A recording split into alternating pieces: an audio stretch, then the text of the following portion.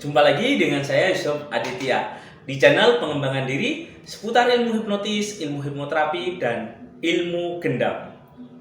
Nah, kesempatan video kali ini saya akan menjelaskan 5 cara bagaimana cara mempengaruhi orang dengan metode ilmu gendam atau ilmu hipnotis. Ini merupakan topik yang sangat menarik ya. Oleh karena itu silakan Anda simak videonya dari awal sampai akhir biar Anda paham tentang materi yang saya sampaikan. Dan saya ucapkan terima kasih juga bagi Anda yang sudah membeli buku Jago Ilmu Hipnotis. Ini merupakan buku tentang bagaimana cara belajar ilmu hipnotis secara mandiri.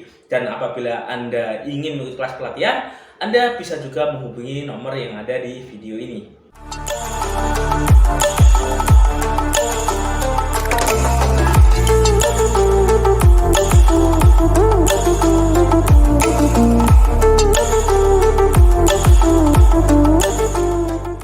Assalamualaikum warahmatullahi wabarakatuh. Nah, kesempatan video kali ini saya akan berbagi 5 cara bagaimana cara mempengaruhi orang dimanapun dan kapanpun dengan metode ilmu gendam atau dengan metode ilmu hipnotis.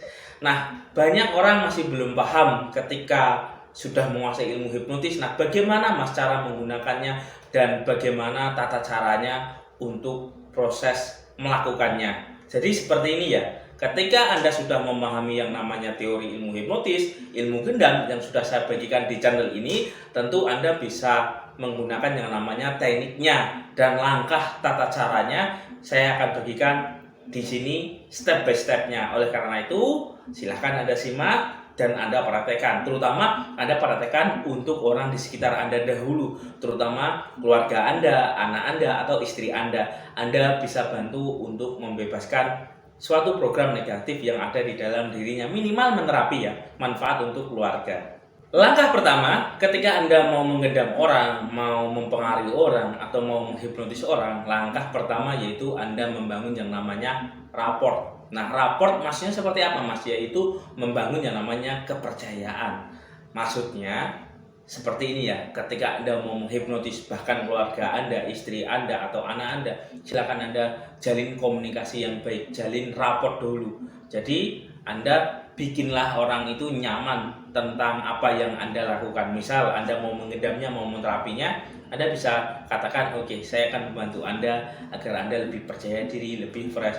Atau bisa juga Anda lakukan pendekatan dulu, lakukan yang namanya pengenalan bahwa ilmu hipnotis itu seperti ini loh manfaatnya. Jadi ketika Anda dihipnotis, ketika Anda di hipnoterapi, Anda akan merasa lebih rileks, lebih tenang, dan lebih nyaman. Dan terkadang pikiran Anda yang penuh banyak beban dan sebagainya itu bisa terlepas.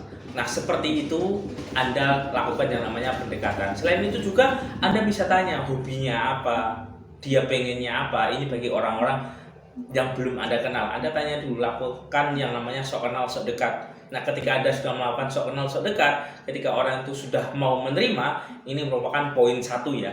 Jadi istilahnya pikiran bawah sadarnya sudah mulai terbuka.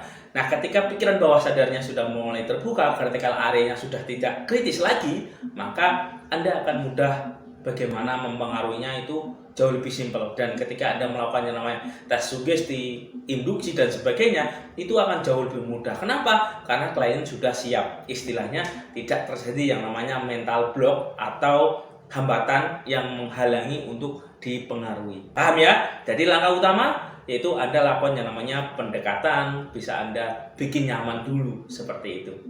Ngerti? Ini langkah yang pertama. Langkah kedua, ketika Anda sudah membuat orang itu nyaman, nah Anda bisa menggunakan yang namanya bahasa menghipnotis. Nah, bahasa menghipnotis ini ada ya.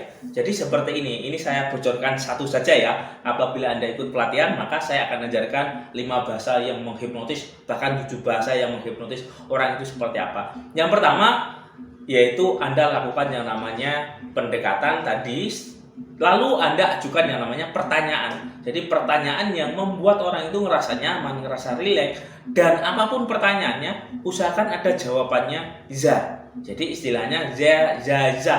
Orang mengatakan za lebih dari 3 kali, ketika selanjutnya Anda arahkan, Anda lakukan yang namanya mempengaruhi, maka orang tersebut akan cenderung terpengaruh seperti itu. Misal, siapa nama Anda, Pak?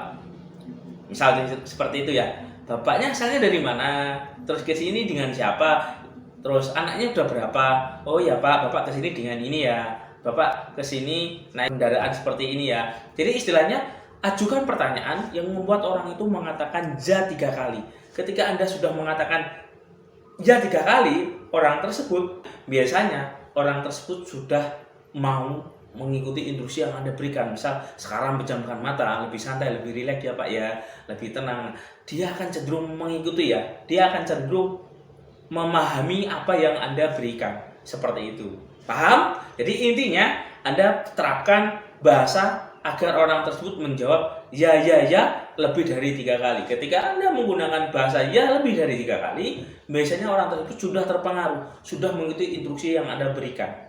Jadi istilahnya sudah nurut, tidak terjadi yang namanya ketakutan. Nah, teknik ini biasanya juga diterapkan di operator ya. Misal ketika Anda ada gangguan nomor telepon atau apa, biasanya Anda akan dipola tentang teknik ya ini. Misal, ini sebelumnya dengan Bapak siapa ya? Baru Anda jawab. Misal seperti ini, Bapak Tugimin. Nah, oke. Namanya Bapak Tugimin Pak ya. Coba disebutkan Pak ya, nomornya Pak ya. Apakah benar? Anda menyebutkan nomornya lalu dieja 083467 sekian ini Pak ya, benar Pak ya, ini Pak ya, ini Pak ya.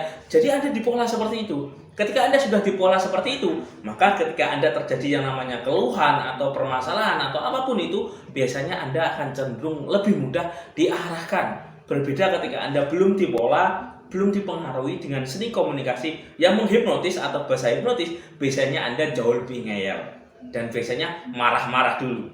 Nah, itu adalah rahasia tentang komunikasi yang menghipnotis. Ini langkah yang kedua, bisa Anda terapkan ketika Anda mau menghipnotis atau mengendam orang. Paham ya di sini ya? Oke. Nah, langkah ketiga, ketika Anda mau menghipnotis, biasanya Anda bisa terapkan teknik yang namanya visualisasi. Nah, teknik visualisasi yaitu sebuah teknik membayangkan atau merasakan. Jadi ketika Anda lakukan yang namanya SKSD, sok kenal sok dekat, Anda tanya, Pak, Anda ingin seperti ini Pak ya? Coba Anda bayangkan. Nah, ketika Anda membayangkannya, ini Anda sudah melakukan yang namanya sugesti visualisasi. Yaitu Anda coba Pak bayangkan dan rasakan Bapaknya lebih sehat, lebih fresh, baru Anda proses mengendam atau menghipnotisnya. Nah, ketika Anda melakukan namanya wawancara, nah ketika hasil wawancara tersebut Anda bisa terapkan untuk melakukan yang namanya visualisasi, yaitu proses membayangkan, merasakan, Anda sugestikan ke orang tersebut. Biasanya sugesti tersebut akan mudah sekali masuk ke dalam pikiran bawah sadarnya dan akan membuat orang tersebut terpengaruh dan tergendam dengan mudah. Nah, ketika Anda menerapkan step by step yang saya ajarkan tadi di langkah 3 ini, maka sugesti apapun, sesulit orang apapun, itu akan cenderung mudah terpengaruh. Istilahnya mengikuti apa yang Anda berikan. Paham? Nah, ini langkah yang ketiga yang namanya teknik visualisasi. Sekarang Pak, coba bayangkan, duduk, rileks, tenang, santai, seperti Bapak membayangkan apa yang Anda cita-citakan Pak ya. Nah, seperti itu tentang langkah bagaimana menggunakan kekuatan visualisasi. Nah, ketika orang tersebut melakukan yang namanya visualisasi, secara otomatis maka critical area atau pikiran bawah sadarnya dia mulai terbuka atau batinnya juga mulai terbuka. Dengan begitu, Anda akan mudah sekali melakukan yang namanya pemberian sugesti-sugesti ke dalam pikiran bawah sadarnya dan mempengaruhinya. Intinya dibikin nyaman dahulu. Langkah keempat yaitu Anda lakukan yang namanya relaksasi. Nah, ketika Anda mau mengendam orang, mau menghipnotis orang, nah Anda bisa lakukan yang namanya relaksasi. Misal seperti ini. Coba Pak, tarik nafas 5-4 kali, lebih santai, lebih rileks seperti itu. Lebih santai, lebih tenang. Bisa juga Anda silakan Pak duduk Pak di sini Pak ya. Bisa Bapak atur nafas dulu, lebih santai, lebih tenang. Ketika Bapak lebih santai, lebih tenang, maka Bapak akan jauh lebih semangat, lebih santai dan lebih damai. Nah, ini adalah langkah-langkah teknik relaksasi ini. Klien boleh duduk, boleh santai, boleh tenang. Nah, di situ biasanya dia akan lebih baik dan mengikuti instruksi yang Anda berikan. Silakan Anda tarik nafas 5-4 kali biar Anda lebih tenang. Silakan Pak bayangkan ketenangannya itu seperti apa yang Anda kesahkan. Nah, itu bisa Anda ucapkan ke orang tersebut. Maka biasanya orang tersebut akan juga mengikuti apa yang Anda instruksikan. Paham ya? Ini langkah yang keempat, yaitu dengan namanya teknik relaksasi. Bisa juga Anda ajak ngopi dulu, ajak santai-santai dulu. Tujuannya apa? Biar lebih santai dan lebih tenang. Jadi santai-santai bukan hanya sekedar duduk terus ditundukkan tarik nafas, bukan seperti itu ya. Tapi dibikin nyaman dulu, bikin tenang dulu. Misal diajak ngopi, diajak bicara apa, intinya membuat orang tersebut nyaman. Nah, ketika orang tersebut nyaman dengan Anda, maka Anda akan mudah sekali mempengaruhinya dan mengedamnya dengan cepat. Paham langkahnya?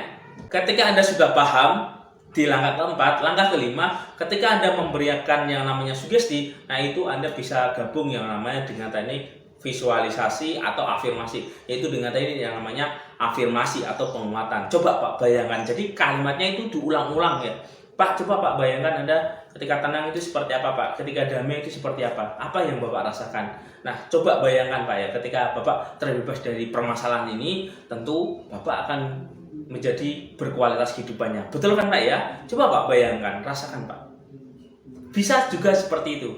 Nah, ketika Anda menerapkan itu, maka sugesti-sugesti itu akan tertanam ke dalam pikiran bawah sadarnya. Biasanya ketika saya melakukan terapi, oke, sekarang bayangkan dan rasakan kehidupan Anda jauh lebih baik, lebih sehat, lebih fresh, dan lebih harmonis. Kapanpun dan dimanapun selalu dirundung keajaiban dan keberkahan. Dan tentunya atas izin Tuhan, Anda menjadi pribadi yang sangat percaya diri, lebih fresh, dan lebih luar biasa. Dan tentunya keberkahan, keajaiban selalu menyelimuti kehidupan Anda. Nah, seperti itulah 5 langkah bagaimana cara menghipnotis orang secara cepat dan secara mudah, dan teknik ini bisa Anda terapkan ke dalam kehidupan sehari-hari Anda. Selain itu juga teknik ini juga sangat powerful, sangat ampuh apabila Anda membuka yang namanya layanan terapi atau terapi dengan metode ilmu gendam atau ilmu hipnoterapi. Paham? Tentunya ini sangat bermanfaat ya. Dan bagi Anda yang ingin mendalami lagi tentang ilmu mempengaruhi dengan kekuatan batin, kekuatan rasa, atau dengan ilmu gendam pengaruh atau hipnotis mind power, Anda bisa mengikuti kelas pelatihan yang saya adakan, yaitu dengan cara menghubungi nomor yang ada di video ini. Semoga informasi ini bermanfaat. Kurang lebihnya saya mohon maaf. Saya akhiri, bila taufik wal hidayah. Wassalamualaikum warahmatullahi wabarakatuh. Salam hipnosa.